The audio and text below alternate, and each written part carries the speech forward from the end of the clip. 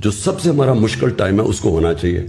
Secondly, मुझे पता चल गया था ये पूरी इंट्रीग कर रहे हैं नून लीग वाले, और ये पूरी कोशिश थी ये सारी सर्दियों में ये जो इन्होंने किया है, ये भी पिछली मुझे जुलाई से पता चलना शुरू हो गया था कि इन्होंने पूरा प्लान बनाया हुआ गवर्नमेंट कराने का। तो मैं नहीं चाहता था कि हमारा जो इंटेलिजेंस चीफ चेंज हो जब तक ये सर्दियां न निकले। मैंने तो अपनी कैबिनेट में मैं भी ओपनली कहा था, ये छुपी बात नहीं है, मैं ओपनली ये कह रहा था कि जब मुश्किल वक्त है तो आप अपना मेन जो आपका इंटेलिजेंस चीफ है उसको चेंज नहीं करते, क्योंकि उसी वो आइज और ईयर्स गवर्नमेंट की। तो मेरा शादी मैंने इसने ना बहुत ही ऐसे जुल्म किया। इसने 2-2 4-4 दिन रूम में मुझे बंद करके रखा, खाना भी टाइम से नहीं देता था, सारी रात जगाता था। मैं एक बच्ची हूँ, मेरी इतनी उम्र भी नहीं है, और बहुत जलील और ख्वार करता था। हर छोटी छोटी नौकरों की बात या मीडिया की किसी की बात इसको बुरी लगती थी तो मुझसे आके बहस करता था, मुझे धक्के देता था। इवन कि मुझे धमकी भी दी थी गोली मारने की, और ये भी धमकी दी थी कि मेरा गला भी दबाया था इसने, मुझे मारा भी था इसने। तो मैंने बहुत बर्दाश्त किया। मुझे ऐसा लगा था कि मुझे कोई गुनाह की सज़ा मिल रही है, मैं किसी दोज़ख में आ चुकी हूँ। इसने बहुत मुझे जलील और ख्वार किया है। मैं आप सबसे ये गुजारिश करती हूँ कि अगर कल को मुझे, मेरी फैमिली को, मेरे भाई को, किसी को भी कुछ हुआ ना, यही आमिर लियाकत ही जिम्मेदार होगा। हेलो, अस्सलाम वालेकुम, मैं दानिया। तो आज मैं अदालत गई थी आमिर लियाकत से अलहदगी पाने के लिए। तो बाकी की सारी मालूमात आपको न्यूज़ के थ्रू मिलेगी, जितने भी प्रूफ मालूमात सब आपको न्यूज़ के थ्रू मिलेगी। ओके, बिस्मिल्लाहिर्रहमानिर्रहीम। मैं चाह रहा था कि आप सब दोस्तों को बता दूं कि कल के खान साहब का एक इंटरव्यू मैंने देखा, और मैं चाहता था कि उस पर जो हक़ाइक़ हैं वो सारे लोगों के सामने आ जाएं। खान साहब ने उसमें ज़िक्र किया कुछ मेरी ज़मीन का, कि वो ज़मीन जो है वो मैं उनसे कोई लीगलाइज़ कराना चाहता था, जिसकी वजह से उनके मेरे साथ इख्तलाफ हो गए या मेरे उनके साथ इख्तलाफ हो गए। तो पहली बात तो मैं कैटेगोरिकली बताना चाहता हूँ कि 2010 से 2018 तक मैं इमरान ख़ान के साथ था, और जब मैं 2010 में इमरान ख़ान साहब के साथ हुआ था, ये सोसाइटी मेरे पास उस वक्त भी मौजूद थी, और ये सोसाइटी मैंने ख़रीदी थी क्योंकि 2010 में भी मैं अपोजिशन में था, और उस वक्त भी मुझे कोई NOC नहीं देता था, कोई अप्रूवल नहीं देता था। तो मैंने एक अप्रूवल के साथ एक सोसाइटी ख़रीदी थी, जिसकी अप्रूवल मेरे से जो पहले मालिकान है उन्होंने हासिल किए हुए थे, और 2010 से लेके आज तक 2022 तक वो सोसाइटी मेरे पास मौजूद है, और उसी में उसकी एक्सटेंशन हुई है। खान साहब वहाँ पे तशरीफ़ ला चुके हैं। मेरे वालिद साहब की जब वफ़ात हुई तो उसकी तदफीन पे खान साहब वहाँ पे तशरीफ़ लाए थे, इसलिए उन्होंने वो सोसाइटी उस वक्त भी और उसके अलावा बाद में भी कई दफ़ा देखी है। और अगर मुझे ये पता होता कि 2010 में मैंने इमरान ख़ान का साथ इसलिए देना है क्योंकि 2018 में इमरान ख़ान साहब ने वज़ीर आज़म बनना है, और उसके बाद मैंने वहाँ पे 300 एकड़ ज़मीन ख़रीदनी है, और उसको बाद में लीगलाइज़ इनके लिए कराना है, तो बहुत ही मेरा इसका मतलब है मेरा विज़न को बहुत ही दूर का है कि मैं 8 साल 10 साल पहले ही मुझे पता लग गया था कि यहाँ पे 300 एकड़ ज़मीन ख़रीदूँगा, और उस दिन इमरान ख़ान वज़ीर आज़म होंगे जिनसे मैं ये जाके लीगलाइज़ करवाऊँगा। हक़ाइक़ ये हैं कि ये ज़मीन जो है ये 300 एकड़ नहीं है, मेरे पास सोसाइटी में 3000 एकड़ से ज़्यादा ज़मीन मौजूद है। और ख़ान साहब जिस 300 एकड़ की बात कर रहे हैं कि उसका शायद वो ये बताना चाह रहे हैं कि वो ज़मीन जो है वो उसका स्टेटस तब्दील हो रहा है, क्योंकि मैंने वहाँ पे ज़मीन कोई जो है वो एक्वायर नहीं कराई, मैंने वहाँ के लोकल ज़मींदारों से ज़मीनें ख़रीदी हैं, और वो 3000 एकड़ हो या 10,000 एकड़ हो, उसमें से एक इंच ज़मीन भी जो है वो सरकारी नहीं है। वहाँ ना ही कोई शामिलात है, और ना ही वहाँ पर कोई सरकारी एक कनाल भी मौजूद है।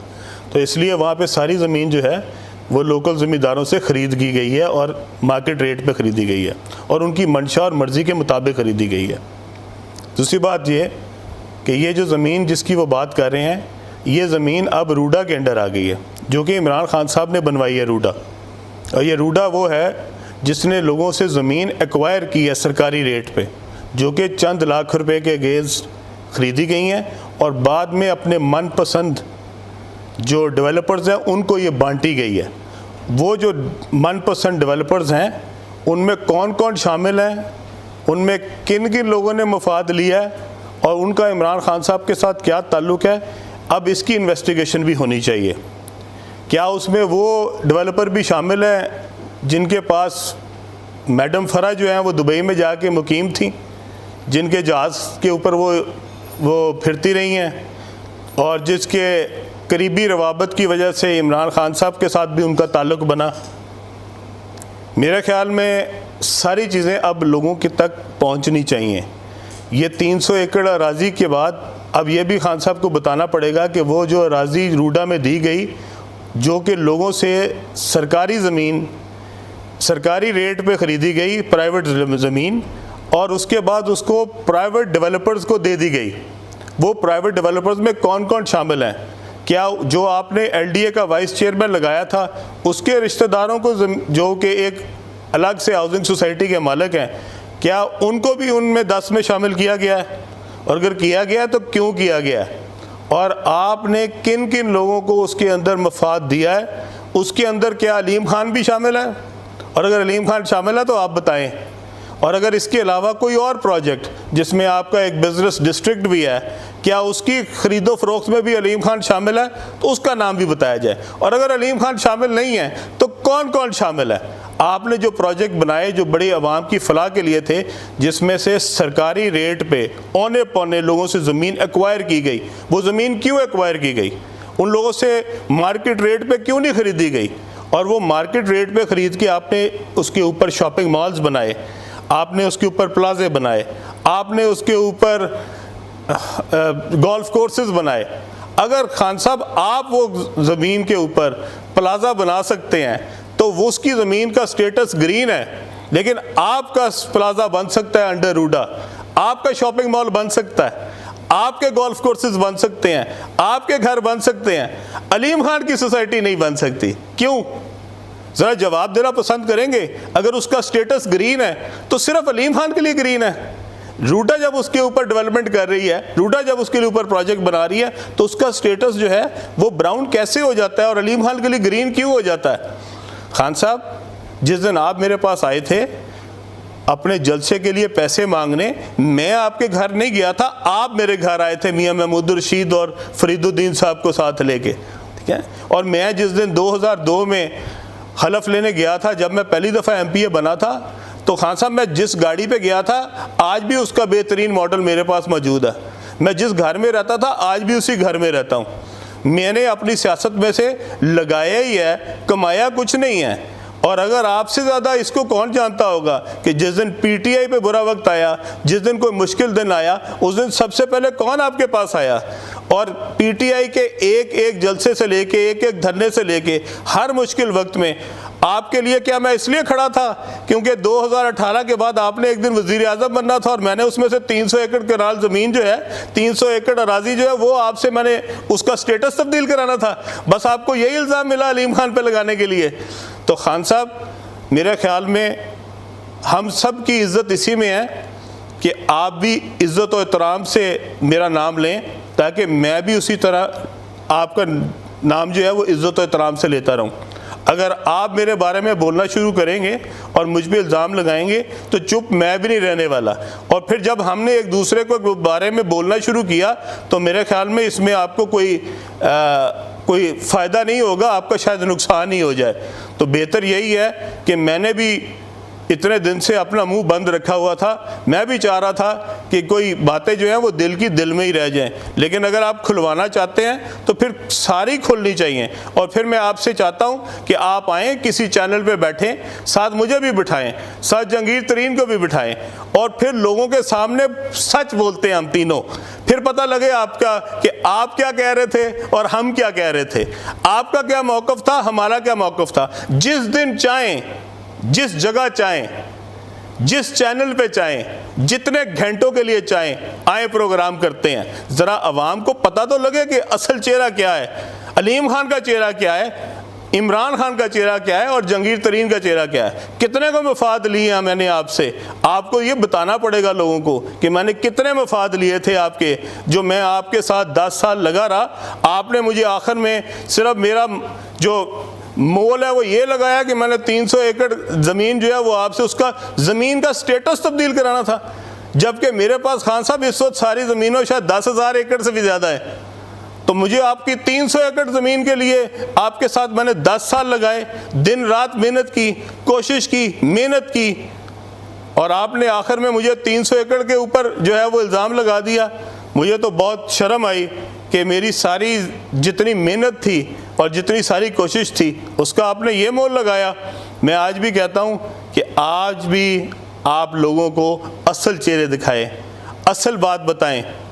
आपने लोगों पे पहले कहा कि साजिश हुई थी, अमेरिका ने साजिश की थी, और उसमें ये लोग जो हैं ये अमेरिकन लोगों को मिलते रहे हैं। और मैंने पिछली दफ़ा भी अपनी प्रेस कॉन्फ्रेंस में बताया था कि मैं आपके घर में मिला था अमेरिकन एम्बेसडर को, मैं EU के एम्बेसडर को आपके घर पे मिला था, मैं खान साहब इंग्लैंड के एम्बेसडर को आपके घर पे मिला था। जब आपके घर पे जिस वक्त आप प्राइम मिनिस्टर नहीं थे इन सारे एम्बेसडर्स को मिला जा सकता है, तो उसके बाद क्यों नहीं मिला जा सकता? खान साहब हुकूमत में आने के बाद तो ये एम्बेसडर्स मुझसे ज़्यादा ऑफिशियली भी मिल सकते थे, और आपने मेरे नाम के ऊपर गद्दार लिखवा दिया, जबकि मिलते तो मैं आपके साथ रहा था। जब आप मिला करते थे इन एम्बेसडर्स को, जब आप अपोजिशन में थे, तो क्या आप मुहिब्बे वतन थे? और आज जो मिल रहा है आपके दौर में वो गद्दार है। ये कौन सा स्टैंडर्ड है? आप एक स्टैंडर्ड क्यों नहीं रखते? आप बताएं कि हाँ उस दिन मैं भी गद्दार था, आज ये भी गद्दार है, तो हम भी सारे मान ले कि ताकि जो मिल रहा है जिस भी एम्बेसडर को, खा वो EU का एम्बेसडर है, खा वो ब्रिटेन का एम्बेसडर है, खा वो अमेरिका का एम्बेसडर है, खा वो जापान का एम्बेसडर है, खा वो रशिया का एम्बेसडर है, वो सब गद्दार हैं। तो आप अपने लोगों को देखें, आप अपने वज़रा को देखें कि उनमें से कौन कौन मिले हैं इन सारों को, और अपने दौर में भी मिले हैं और उससे पहले भी मिले हैं। ये क्या स्टैंडर्ड है कि जो भी किसी एम्बेसडर को मिला है, जो भी किसी हाई कमिश्नर को मिला है, क्या वो सब गद्दार है? आपसे हमें सर्टिफिकेट लेने की ज़रूरत नहीं है कि कौन गद्दार है कौन नहीं गद्दार है। मैंने आपको पिछली दफ़ा भी कहा था, हम सबको पता है हमारे अंदर क्या है इस मुल्क के लिए। अगर इस मुल्क के लिए मेरे अंदर जज्बा ना होता तो मैं कभी 10 साल अपोजिशन में आपके साथ ना खड़ा होता, मैं हुकूमत के साथ होता उस दिन और अपना फ़ायदा ले रहा होता। आपके वो तमाम जो आपके क्लोज तरीन डेवलपर्स थे वो हमेशा हुकूमत के साथ खड़े हुए हैं। खान साहब ये वही लोग हैं जो आपके जलसे में, जब हमने आपके जलसे के लिए 2 मिनट के लिए मांगी थी जगह कि हमें सिर्फ आपका हेलीकॉप्टर उतारने दें, तो आगे से उसी डेवलपर ने, जिसको आपने बाद में बहुत नवाजा, मुझे जवाब दिया था कि अलीम खान मैं कारोबारी आदमी हूँ, मैं अलीम खान नहीं हूँ। और आपको पता है कि वो किसने जवाब दिया था। खान साहब आपको सब पता है, सबकी हकीकतें पता है, और जो करता रहा है आपको सब पता है। लेकिन यह है कि आज मसलहत के तहत हम भी चुप हैं, हम भी कोशिश कर रहे हैं कि इज़्ज़त बनी रहे, भरम बना रहे, आपका भी बना रहे।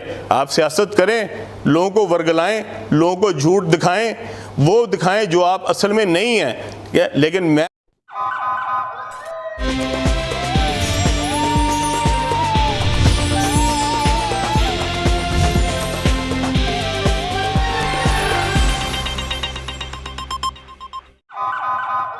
से पहले नजर डालते हैं अब तक की बुलेटिन।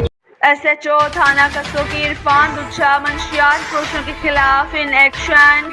बदनाम जमाना रिकॉर्ड याफ्ता मंशियात फरोश गिरफ्तार।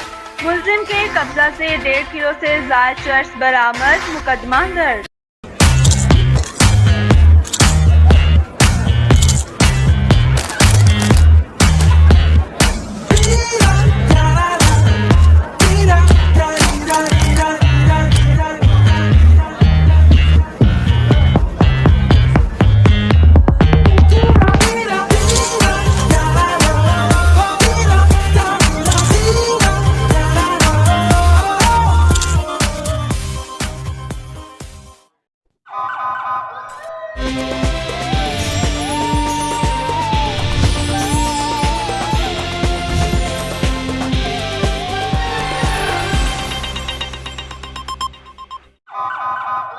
से पहले नजर डालते हैं अब तक की बुलेटिन। जी बिल्कुल, विहाड़ी के नवाही इलाके 38 WB में लाहौर से ईद पर अपने बच्चों से मिलने के लिए आने वाली 4 बच्चों की मां रुबीना असलम को मुबीना तौर पर देवरों वसीम, मोहम्मद हुसैन और ताहिर ने गोली मारकर कत्ल कर दिया। मकतूला की वालदा शहनाज बीबी ने बताया कि मेरी बेटी का पहला खामद फौत हो गया था तो बच्चे ससुराल वालों के पास थे। मेरी बेटी के देवरों ने खुद फ़ोन करके लाहौर से बुलवाया कि ईद पर आकर बच्चों को मिल जाओ। कल मिलने आई तो जालिमों ने बच्चों की और मेरी बेटी की जायदाद हथियाने के लिए गोली मारकर कत्ल कर दिया और फरार हो गए। वज़ीर आला पंजाब और IG पंजाब मुझे इंसाफ फराहम करें। मकतूला के भाई ने बताया कि पुलिस थाना सदर को अंदराजे मुकदमे के लिए दरख्वास्त दे दी है। पुलिस ने लाश तहवील में लेकर पोस्टमार्टम के लिए भेज दी है। कैमरामैन टीम के साथ मोहम्मद शमून नज़ीर, विहाड़ी। ਉਹਦੇ ਦੇਵਰ ਨੇ ਮਾਰਿਆ ਹੈ ਉਤਰਾ ਮੇਰਾ ਜਵਾਈ ਉਤਰਾ ਨਖਤਰਾ ਜੀ ਨੇ ਮਾਰਿਆ ਹੈ ਉਤਰਾ ਨਖਤਰਾ ਉਹ ਉਤਰਾ ਨਖਤਰਾ ਤੇ ਮਾਂ ਉਹਦੀ ਰੰਡੀ है। मोहम्मद जुनैद है, मैं रुबीना बीबी का भाई हूँ। मेरी बहन की पहले शादी हुई थी, उसका मियाँ कत्ल हो गया था, जो कि मेरी बहन जेल गई थी मुकदमे में। इन लोगों ने ज़मानत दी थी, वहाँ पे बयान दे के उसको बरी किया था। उसके बाद उसके भाई ने उसके साथ शादी की, उसको यहाँ पे बुलाया, आपको बच्चे बुलाते हैं, आप यहाँ पे गाड़ी आ जाओ। और वो कल शाम को 6 बजे यहाँ पे गाड़ी आई और उन्होंने रात को मैं 9:30 बजे कॉल किया कि जो कि मेरे भाई ताहिर महमूद ने कत्ल कर दिया है। हम लोग यहाँ पे आए हैं और हमने आके देखा है वो कत्ल हो गई थी और हमने थाने में आकर दरख्वास्त दी है। ताज़ा वो पैरवी कर रहे हैं, अभी तक हमारा पोस्टमार्टम नहीं हुआ। अरे ना आपको वे निके निके बच्चा को माँ भी खोई तो प्यो भी खोया ये उतरे ने जायदाद पीछे रिटायरमेंट पेंशन पीछे ना खोया सारा कुछ और उन्होंने गोलियां मारिया ने दिमाग च डंडे मारे ने पता नहीं उन्हें की जास्तियां करते रहे ने नाल मुंडे लग के। जो जिंदगी को फिर से जीना जानते हैं वो सुपर सोचते हैं। सुपर नहीं तो 4G नहीं, जैज़ सुपर 4G।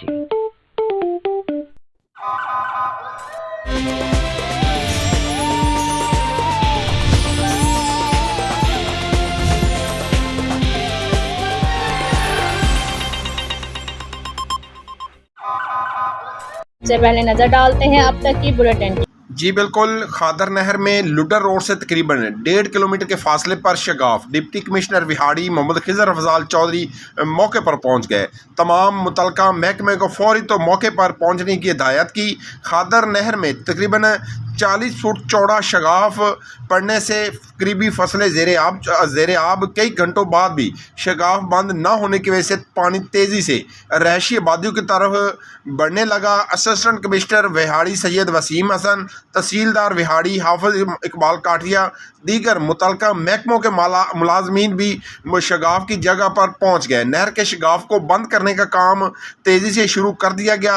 शगाफ बंद करने के लिए ज़रूरी मशीनरी मंगवाने की भी हिदायत कर दी गई। शगाफ को बंद करने का काम तेज़ी से जारी है। शगाफ जल्द बंद कर दिया जाएगा। खादर नहर में पड़ने वाला शगाफ रात गए बंद कर दिया गया। डिप्टी कमिश्नर विहाड़ी मोहम्मद खिजर अफजाल चौधरी ने तमाम काम खुद निगरानी की।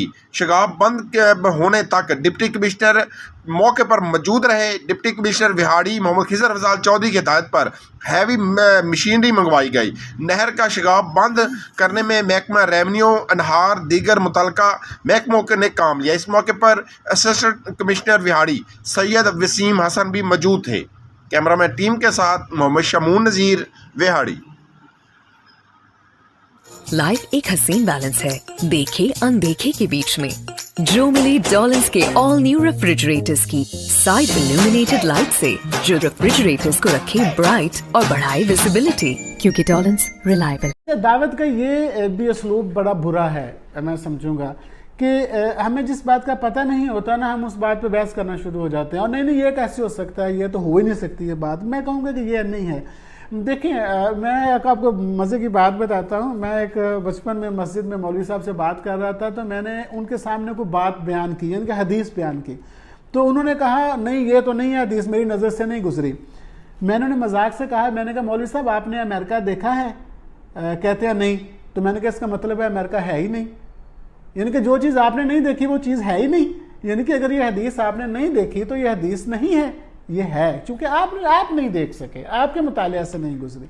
लिहाजा मैं अर्ज करूंगा आपसे कि ये एक बहुत बुरी बात है कि जिस चीज़ का पता नहीं होता ना हम उस पर बहस शुरू कर देते हैं। इतना सा मार्जिन दिया करें अपने आप को। मैं कहता होता हूँ कि इंसान होने का मार्जिन तो हमें रहना चाहिए ना। क्या मैं हर चीज़ से वाकिफ़ तो नहीं हो सकता, हर चीज़ का मुतालिया तो मैं नहीं कर चुका। लिहाजा कोई अगर तारीख़ी एतबार से, कोई इस्लामी तालीमात की एतबार से अगर कोई बात कर रहा है और मुझे उस बात का नहीं पता, तो मैं इससे और ज़्यादा बड़ा हो सकता हूँ अगर मैं कहूँ कि हाँ यार मेरे इल्म में नहीं है या मेरे मुतालिया से ये बात नहीं गुजरी। इससे दो पहलू हैं, एक तो आप में आजिज़ी का इजहार हुआ है और दूसरा ये है कि आप इल्म के मुतलाशी भी हैं कि अगर आपके इल्म से नहीं गुजरी तो आप इसको जानना चाहेंगे, आप उससे सुनना चाहेंगे। लिहाजा मेरी आपसे ये गुजारिश है कि गुफ्तगू के दौरान जब बैठे हुए दोस्तों में आप इस अंदाज से अपने दोस्तों से बहस को फ़रोग ना दिया करें कि चूंकि ये मुझे नहीं पता तो ये चीज़ है ही नहीं, ये चीज़ हो ही नहीं सकती। नहीं, बहुत सारी चीज़ें हैं जिनका मुझे नहीं पता, बहुत सारी चीज़ें हैं जिनका किसी दूसरे को नहीं पता हो सकता। सुकरात ने कहा था मैं तो ये जानता हूं कि मैं कुछ नहीं जानता। सुकरात कहते हैं मैं ये जानता हूं मैं कुछ नहीं जानता। तो लिहाजा जब जो ये समझता है कि मैं कुछ नहीं जानता वो सब कुछ जान जाता है, और जब कोई ये कहता है कि हाँ मैं सब कुछ जानता हूं तो फिर वो कुछ भी नहीं जान पाता। लिहाजा आजिज़ी के साथ इल्म सीखिए, आजिज़ी के साथ इल्म के हसूल की कोशिश कीजिए, इल्म के तकब्बुर में मुब्तला ना हो। Thank you very much.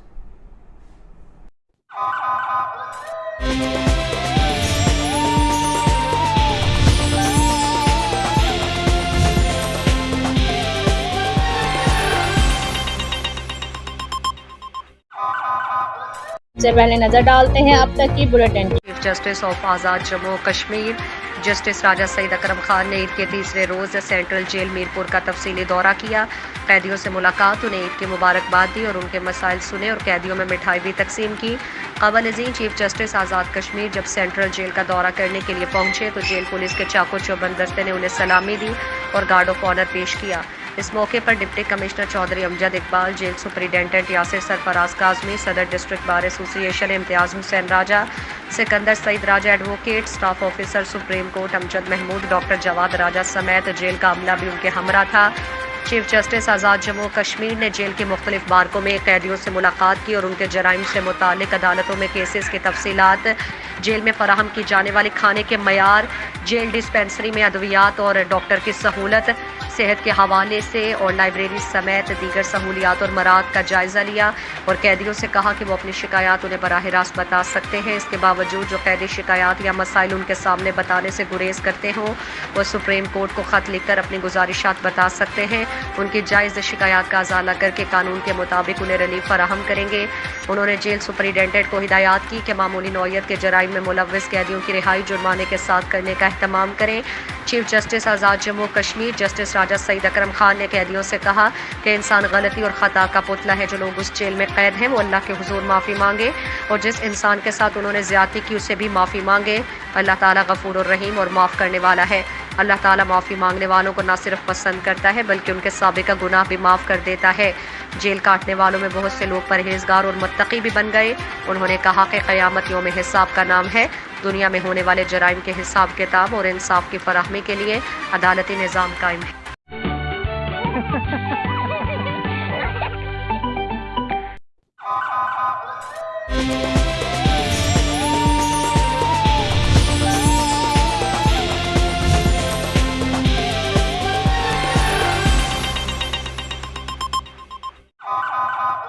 सबसे पहले नजर डालते हैं अब तक की बुलेटिन। वज़ीर आज़म शहबाज शरीफ से रुकने कौमी असम्बली साद वसीम की लाहौर में मुलाकात में मौजूदा मुल्की सियासी सूरत हाल और मुतल्लिका हल्के के अमूर पर गुफ्तगू। इसके अलावा वज़ीर आज़म को सऊदी अरब और मुत्तहिदा अरब अमारात के कामयाब दौरों पर मुबारकबाद पेश की और तरक्याती कामों की तेजी से तकमील की हदायत और अवामी फलाही मनसूबों को हुकूमत की तरजीहात में शामिल करने पर खराज तहसीन पेश किया।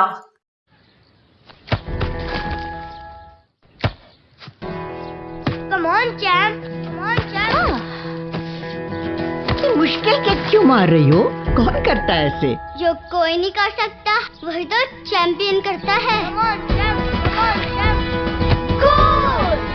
लो सूख गए दाग, अब कोई नहीं निकाल सकता। जो कोई नहीं कर सकता वही तो चैंपियन करता है। नया बेहतर सर्फ एक्सेल, इसकी स्टेन लिफ्टर टेक्नोलॉजी कपड़ों की तह में जाके सख्त सूखे दाग भी खींच निकाले। दागों की चैंपियन तो तुम्हारी अम्मी ही है। नया सर्फ एक्सेल, दागों का।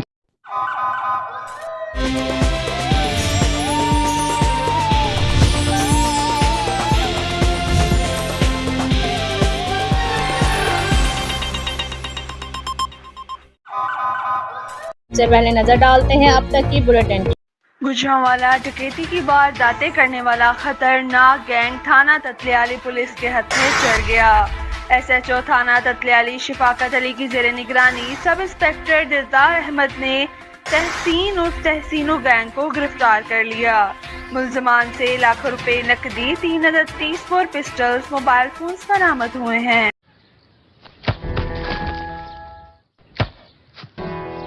Come on, champ. Come on, champ. मुश्किल के क्यों मार रही हो? कौन करता है ऐसे? जो कोई नहीं कर सकता वही तो चैंपियन करता है। Come on, champ. Come on, champ. Goal! लो सूख गए दाग, अब कोई नहीं निकाल सकता। जो कोई नहीं कर सकता वही तो चैंपियन करता है। नया बेहतर सर्फ एक्सेल, इसकी स्टेन लिफ्टर टेक्नोलॉजी कपड़ों की तह में जाके सख्त सूखे दाग भी खींच निकाले। दागों की चैंपियन तो तुम्हारी अम्मी ही है। नया सर्फ एक्सेल, दागों का।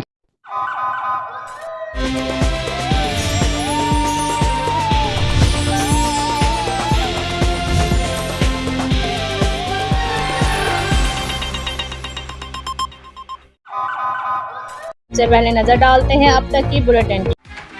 हाफिजाबाद से खबर शामिल करते हैं। लाहौर से इस्लामाबाद बारास्ता मोटरवे जाते हुए तहरीक इंसाफ के मरकजी रहनुमा की शहबाज गिल की गाड़ी को टक्कर मारने वाला मुलजिम गिरफ्तार। मुलजिम को मुरीद के पुलिस ने हिरासत में लेकर हाफिजाबाद पुलिस के हवाले कर दिया। थाना काली की मंडी पुलिस ने शहबाज गिल की गाड़ी को टक्कर मारने वाला गिरफ्तार कर लिया। मुलजिम वजाहत अली ने रेंट पर गाड़ी मुरीद के से हासिल की। फैमिली के साथ इस्लामाबाद जाने के लिए निकला। शहबाज गिल की गाड़ी को टक्कर मारने वाला मुलजिम CIA पुलिस के हवाले, तफ्तीश जारी। ये महज हादसा था जिसको सियासी रंग देने की कोशिश की गई। गिरफ्तार मुलजिम का इब्तदाई बयान। जब डेटॉल एंटीसेप्टिक लिक्विड घर की हर बकेट का हिस्सा हो तो आप और आपका घर रहे 99.9% महफूज और सबको बचाए 100 किस्म की बीमारियों वाले जरासीम से। डेटॉल के रोजाना इस्तेमाल से मेरे अपने महफूज रहेंगे।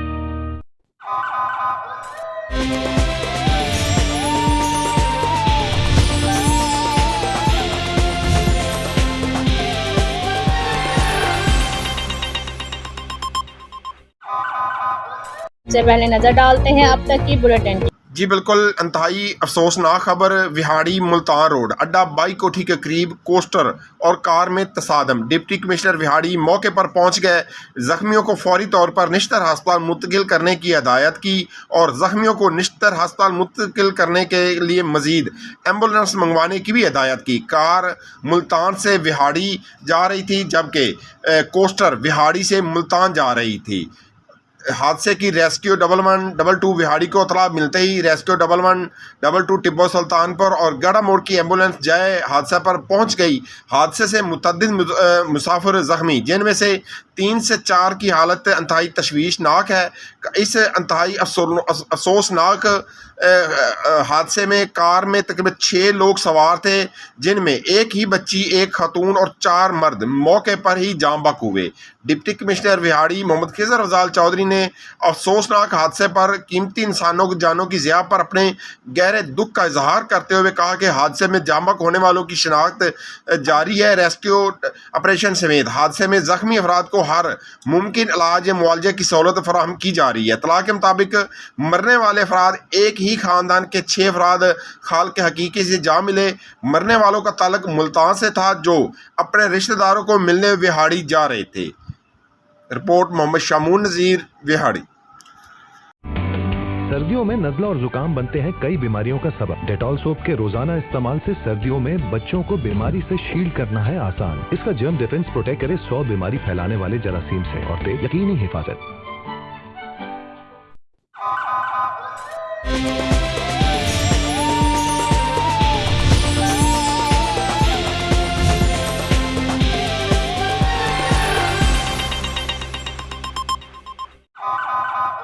सबसे पहले नजर डालते हैं अब तक की बुलेटिन। जी बिल्कुल, कुछ अर्सा कबल वफात पा जाने वाले मारूफ सनतकार शेख एहसानुल हक सेठी के एसाले सवाब के लिए इज्तिमाई दुआ के प्रोग्राम का इनकाद किया गया। तकरीब से खिताब करते हुए बैनुल अक़वामी शेख अल वज़ाइफ हकीम तारक महमूद चुगताई ने कहा कि इस वक्त पूरी दुनिया के लोग मुख्तलिफ मसाइल का शिकार हैं। घरों में परेशानी है, रिश्तेदारों के दरमियान अख्तलाफात की वजह से परेशानी के से दो चार हैं, लेकिन अल्लाह रब्बुल आलमीन और उसके महबूब हज़रत मोहम्मद सल्लल्लाहु अलैहि वसल्लम ने इन तमाम मसाइल का हल बता दिए हैं। लेकिन ज़रूरत इस अमर की है कि दुनिया के लोग अल्लाह और उसके रसूल के अहकामात पर अमल दरामद कर लें, तो मुश्किलात से ऐसे निकल सकते हैं जिस तरह आटे से बाल निकाल लिया जाता है। इस मौके पर उन्होंने तमाम मसाइल और मुश्किलात से निकलने के लिए वज़ाइफ बताए और उन्होंने कहा कि ये ऐसे अमल है जिनके करने से इंसान की ज़िंदगी के तमाम मसाइल हल हो सकते हैं और ज़िंदगी बदल सकती है। इस मौके पर उन्होंने मरहूम के इसाले सवाब और दर्जात की बुलंदी के लिए खसूसी दुआ करवाई और इज्तिमाई दुआ में तमाम मुकातबे फ़िक्र से तल्लक रखने वाले अफराद ने हज़ारों की तादाद में शिरकत की। शुरका ने मरहूम शेख एहसानुल हक सेठी के बेटों शेख मोहम्मद आदल सेठी, शेख मोहम्मद उमर सेठी और शेख हाफिज़ मोहम्मद मोहसिन सेठी से तज़ियत का इजहार भी किया। कैमरामैन टीम के साथ मोहम्मद शमून नज़ीर, विहाड़ी।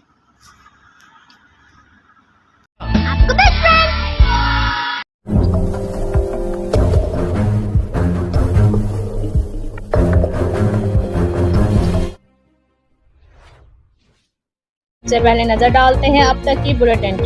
सदर रियासत जम्मू कश्मीर बैरिस्टर सुल्तान महमूद चौधरी के मीडिया एडवाइज़र चौधरी अंसर सारिम ने सदर रियासत बैरिस्टर सुल्तान महमूद चौधरी और सहाफ़ियों के एजाज़ में सुल्तान हाउस मीरपुर में ईद मिलन पार्टी का एहतमाम किया।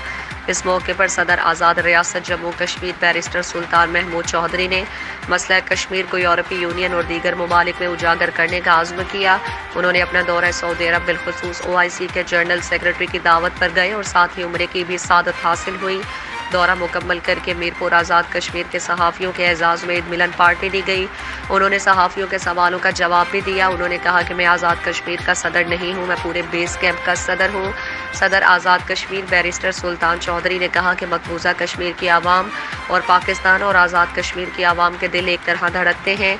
इंशाअल्लाह मकबूजा कश्मीर को बहुत जल्द आज़ाद करवा कर दम लेंगे। इस मौके पर सेंट्रल यूनियन ऑफ जर्नलिस्ट मरकज़ी सदर ज़फ़ीर बाबा, शाहीन अखबार के चीफ एडिटर चौधरी खालिद, आवाज़ अखबार के चीफ एडिटर मोहम्मद रमज़ान चुगताई, साबिक सदर कश्मीर प्रेस क्लब अरशद भट्ट, साबिक सदर Kashmir press club Sajjad Jaral, bureau chief Express News Shuja Aziz Jaral, Adalat news के group editor Zafar Mughal, senior सहाफ़ी राजा शफ़ाकत अली, सीनियर सहाफ़ी Sajid Nazir Chaudhry, editor Adalat news Chaudhry Faisal, chief editor Daily Kashmir Nama Raja Sarab Khan, senior anchor person Humayun Mirza, senior सहाफ़ी ज़फ़र खटाना, सदर इलेक्ट्रॉनिक मीडिया चौधरी नासिर रफ़ीक, सीनियर सहाफ़ी साबिक सदर कश्मीर प्रेस क्लब राजा हबीबुल्ला, सीनियर सहाफ़ी नुमाइंदा रोज़नामा जम्मू कश्मीर काशिफ रशीद, रोज़नामा मशरिक़ के एडिटर नईम बलोच, बोल न्यूज़ मीरपुर के ब्यूरो चीफ आमिर सलीम अवान, रोज़नामा शादाब के एडिटर मुश्ताक अहमद मुगल, हम न्यूज़ के ब्यूरो चीफ अयाशिया, आज न्यूज़ के bureau chief Khalil Chauhan, ARY news के ब्यूरो चीफ मोहतरम सज्जाद शाह बुखारी, दिन न्यूज़ के ब्यूरो चीफ मलिक इसहाक ने भी ईद मिलन पार्टी में शिरकत की और सदर रियासत बैरिस्टर सुल्तान महमूद चौधरी को सवालात किए और उनके तफसीली जवाबात लिए।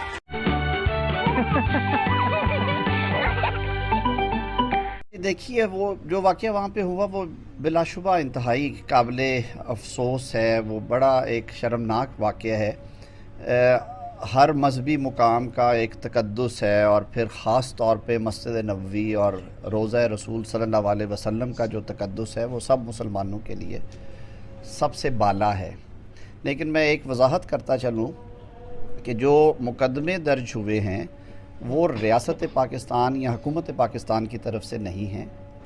वो जिन शहरियों के जज्बात मजरूह हुए उन्होंने रजू किया, वो मुकदमात दर्ज हो गया, लेकिन इमीडिएटली वज़ीर आज़म साहब ने उसका नोटिस लिया।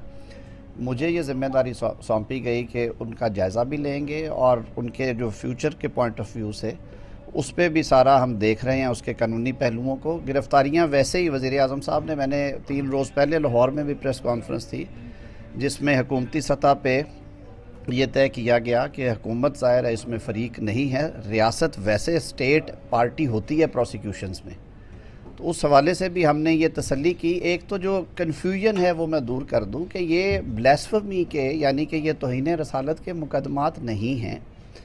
ये कानून अंग्रेज़ दौर के बने हुए हैं, 160 साल पुराना कानून है, जो कि बुनियादी तौर पे बर-ए-सग़ीर में क्योंकि मुख्तलिफ़ मज़ाहिब के लोग बसते थे तो मजहबी हम-आहंगी बरकरार रखने के लिए और एक दूसरे के मज़ाहिब का मजाक ना उड़ाने के हवाले से या मसलकों के मजाक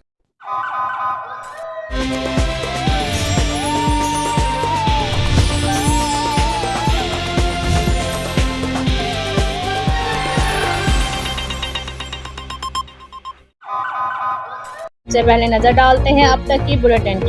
जी बिल्कुल, आज ईद का तीसरा रोज़ है और आज भी बिहाड़ी के शहरी इस दिन को खूब एंजॉय करने में मसरूफ़ हैं। ईद के पिछले 2 दिन तरह तरह के खाने बनाने के बाद आज ख़वातीन ने नाश्ता बनाने से साफ इनकार करते हुए बाहर से नाश्ता लाने की फरमाइश कर दी, जिस पर बिहाड़ी की मशहूर हलवा पूड़ी और चने की दुकान पर सुबह से ही रश लगा हुआ है, जहां पर लोग अपने बच्चों के साथ साथ हलवा पूड़ी से नाश्ता करने के साथ साथ घरों के लिए भी नाश्ता पैक करवा कर ले जा रहे हैं। हलवा पूड़ी की दुकान से नाश्ता लेने के लिए आने वाले शहरियों का कहना है कि बीवियां सारा साल अपने शोहर और बच्चों की खिदमत करती हैं, उनको भी हक हासिल है कि वो अपनी मर्जी से एंजॉय करें। तो आज बीवी ने नाश्ता बनाने से साफ इनकार किया, जिस पर बीवी और बच्चों के लिए हलवा पूरी का नाश्ता लेने आया हूँ। इसके अलावा बिहाड़ी के दीगर फूड स्टॉल पर भी शहरियों का रश लगा हुआ है, जो खूब हल्ला गुल्ला भी कर रहे हैं। कैमरामैन टीम के साथ मोहम्मद शमून नज़ीर, बिहाड़ी। तीसरा दिन है और बेगमों की फरमाइश पूरी करने के लिए हम बाहर से नाश्ता लेने के लिए आए, पूड़ी हलवा पूड़ी के लिए, और बच्चों ने फरमाइश की है हमने बाहर से नाश्ता करना है, तो उनकी फरमाइश के लिए हम नाश्ता लेने आए हैं। तो उन्होंने घर बेगमों ने जवाब दे दिया हमने घर में नाश्ता नहीं बनाना है, बाहर से नाश्ता करना है और आज हलवा पूड़ी का नाश्ता करवाएं। हमें सारा साल हमारी खिदमत करती है, हमें नाश्ता करवाती हैं। चलो ईद के दिन बच्चों को बाहर से नाश्ता करवाते हैं, हमने इसके लिए उनके लिए बाहर से नाश्ता खरीदने के लिए आए हैं हलवा पूड़ी के लिए। मेरा भी है एतबार, रिश्ते भी चमके चम चम चम चम चम चम चम चम चम चम चम चम लेमन मैक्स लॉन्ग बार चम चम चम चम।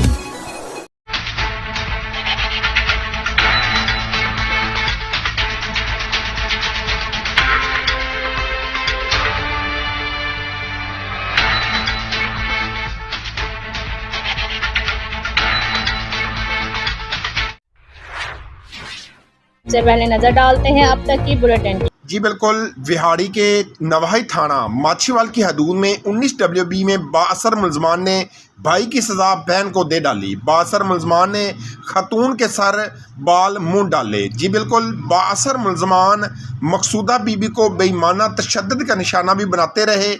ज़राए के मुताबिक कुछ अरसा कबल मुतासरा खतून के भाई ने बाअसर मुलजमान के ख़ानदान की लड़की से पसंद की शादी की थी। मुतासरीन का कहना था कि दर्जन से जायद मुसल्ला मुलजमान ने ज़बरदस्ती घर में घुसकर मेरी बहू के बाल बहु मुंडे और मुबीना ज्यादती का निशाना बनाया। हम मुलजमान का सामना हाथ जोड़कर गड़गड़ाते रहे, लेकिन मुलजमान को तरस न आया। पुलिस बगैर कार्रवाई वर्षा के खतून को पुलिस के डाले में डालकर थाना माछीवाल ले गई। वर्षा का इल्ज़ाम मुतासरा ख़ानदान का एहतजाज करते हुए वज़ीर आला पंजाब से इंसाफ फराहमी का मुताला। जी बिल्कुल, इस वाक़े का डिप्टी बिहाड़ी मोहम्मद तारक अजीज़ का सख्त नोटिस।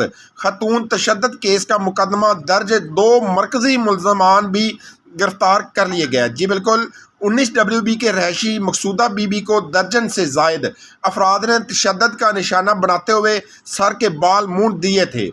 पुलिस थाना माछीवाल ने चंद घंटों में 2 मरकज़ी मुलजमान सलीम और नदीम को गिरफ्तार कर लिया है।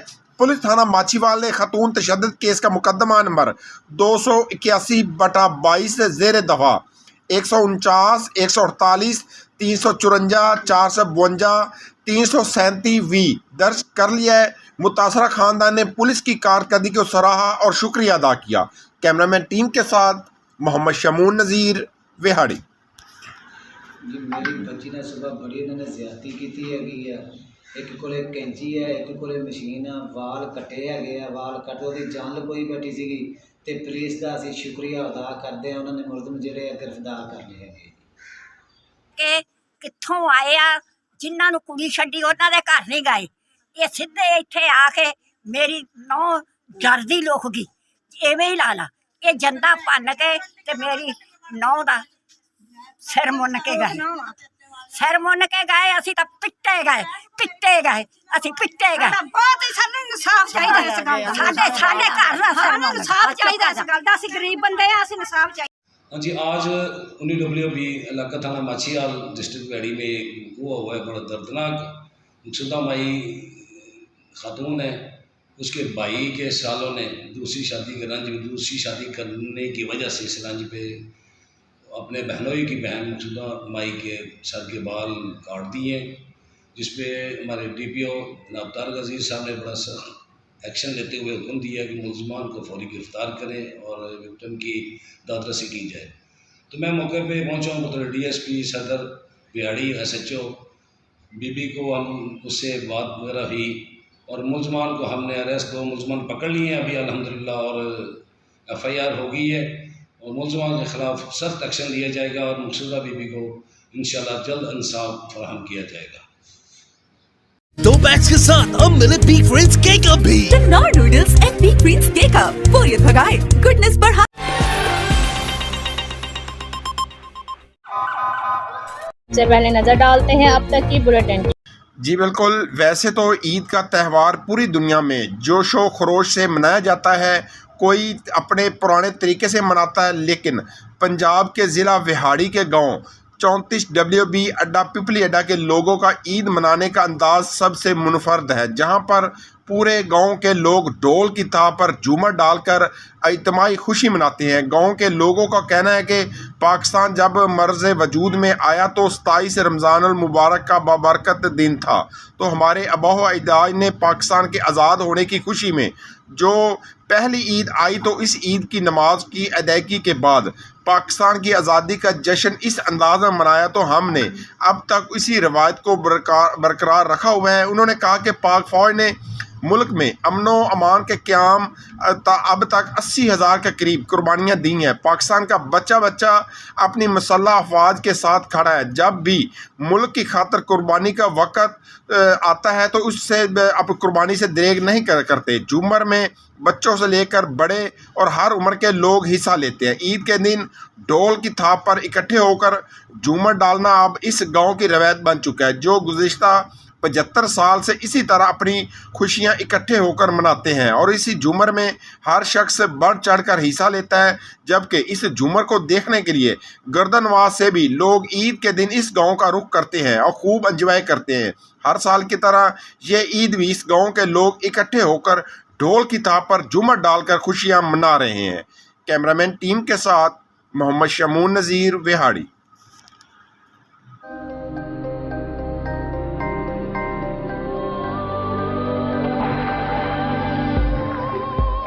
ಯಥಾರ್ಥ ಫ್ರೂಟ್സും 100% ನ್ಯಾಚುರಲ್ ಫ್ಲೇವറുകളും ചേർത്ത് ഓട്ടോമേറ്റഡ് അൾട്രാ മോഡേൺ ഫാക്ടറികളിൽ കൈതൊടാതെ നിർമ്മിച്ച ലാസ ഐസ്ക്രീം. ഇത് റിയൽ ഐസ്ക്രീം, ഇത് സൂപ്പർ നാച്ചുറൽ.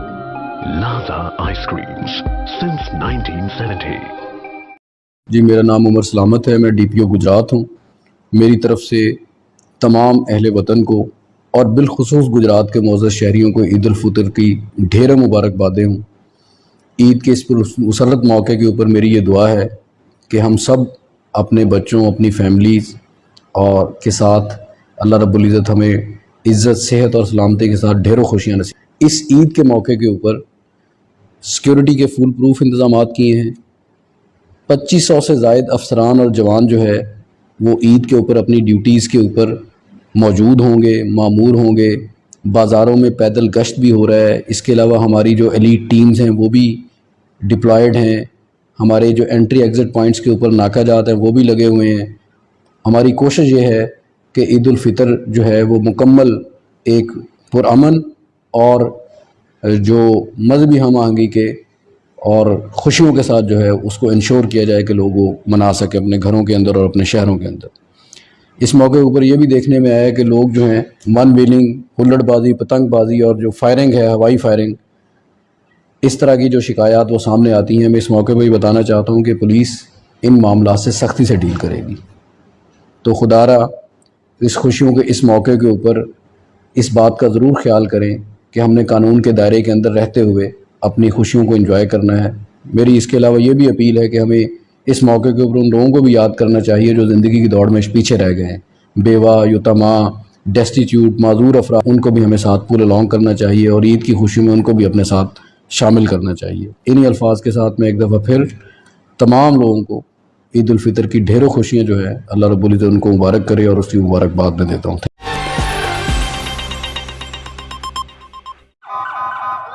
सबसे पहले नजर डालते हैं अब तक की बुलेटिन। जी बिल्कुल, दिल भर कर शॉपिंग कर ली, अब सिर्फ ख्वाहिश है कि सबसे खूबसूरत और मुनफरद नज़र आया जाए। यही वजह है कि ईद उल फितर के मौके पर विहाड़ी के हेयर सलून गाहकों से भरे पड़े हैं और जहां कोई फेशियल कराना नज़र आता है तो कोई बालों की कटिंग और कोई शेव खत बनवा रहा है। ऐसे में कुव्वत गवाही से महरूम लेकिन अपने काम में माहिर ये तीनों भाई ईद के लिए तैयार होने के लिए आने वालों को अपने हुनर से इनकी ईद तैयारियों को मज़ीद चार चांद लगा रहे हैं। पैदाइशी तौर पर बोलने की नेमत से महरूम अजमल आहद असद अपने काम में इतने माहिर हैं कि इनसे कटिंग फेशियल करवाने वाले घंटों अपनी बारी का इंतज़ार में बैठे रहते हैं। गूंगे बहरे तीनों भाइयों का कहना है कि ईद के त्यौहार पर शहरियों की बड़ी तादाद में फेशियल कटिंग कराने आते हैं। अल्लाह ने हमें बोलने की नेमत तो नहीं दी लेकिन हमारी उंगलियों में इतना फ़न दे दिया है कि लोगों के बाल हमारी उंगलियों के इशारों से खुद ब खुद कटते बिखरते नज़र आते हैं। तीनों गूंगे भाइयों से कटिंग और शेव करवाने के लिए आने वाले गाहकों का कहना है कि इनके हाथों में अल्लाह ने बहुत हुनर दिया है। ये कटिंग शेव इतनी महारत और उम्दगी से करते हैं कि हमें इनकी दुकान पर घंटों इंतज़ार करना भूल जाता है। कैमरामैन टीम के साथ मोहम्मद शमून नज़ीर, विहाड़ी। खाला, अब 10 रुपए में सबसे ज्यादा पाउडर जो बनाए झाग ज्यादा और निकाले दाग ज्यादा। आज तो बड़े चमक रहे हो। वाह, क्या बात है। बोनस की